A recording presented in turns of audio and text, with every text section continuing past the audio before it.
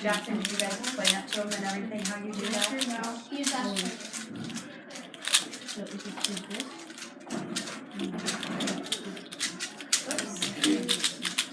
Kristen, why don't you take this home?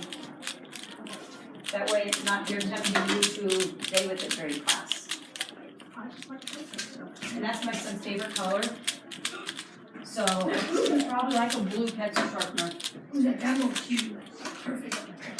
There's a demo cube.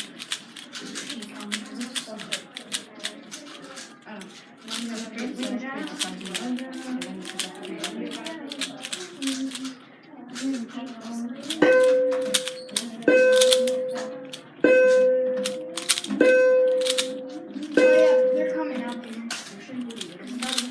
Oh, is this just this is big old class? Yeah. Like, why is it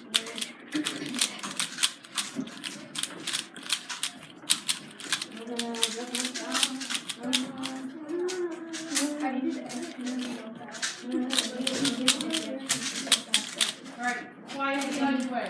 And you Rubik's Cube people will go to triple turn. Found out the start of school.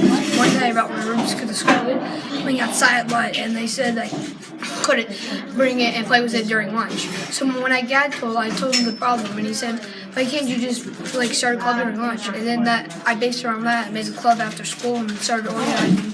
I called me and my brother started working on it, and then we told Jackson about it, and he asked if we wanted to do it. So we started helping.